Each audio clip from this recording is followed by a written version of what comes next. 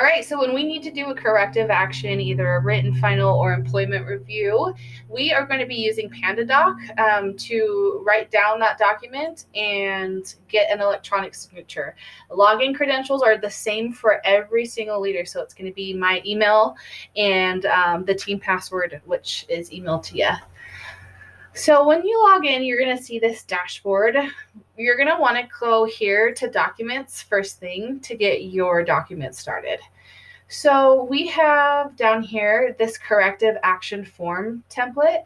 You're going to want to click this box right next to it and then click duplicate. And then, of course, you see that copy.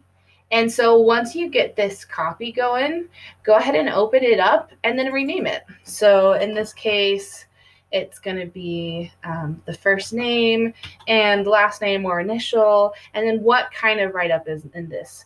I'm just going to say write-up in this case. And then when you start entering in values, double click and you can start entering in the information and ask for this. So if you're looking for date of hire, make sure to look at that team roster and split email that I send the team, because on the roster, you're able to see everyone's date of hire. So that'll just be a quick way to get that information. The roster looks like so. So I'm just going to do Control F.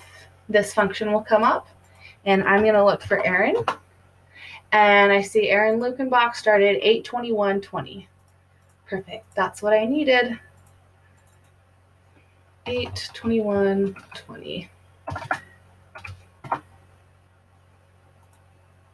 Student advocate. And of course, we all work for Chegg.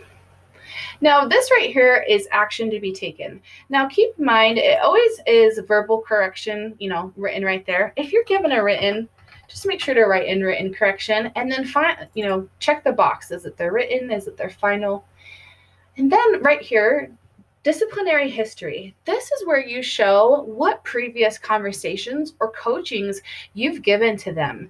Now, I would keep it pertinent to whatever warning you're given. So if you're giving a warning on attendance, keep it to attendance. If it's job avoidance, keep it to job avoidance. If the warning contains two different things, make sure you list prior warnings related to those two different things. So the type of action, verbal coaching on agent states. And this is just kind of an example. And then what date you've given it. Now, if you've given it multiple dates, you can go ahead and click the most recent date. But then right here, multiple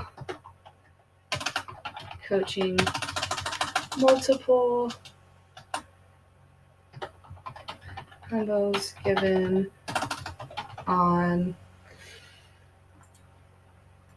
Now, it won't let you list the dates, but under additional information and explanation of consequences, you can list any pertinent warnings there. Now, here is where you list the specific incidences or performances that you are writing them up for. And so, in a 2-week period, Aaron is seen in the chat state for a total of 20 hours.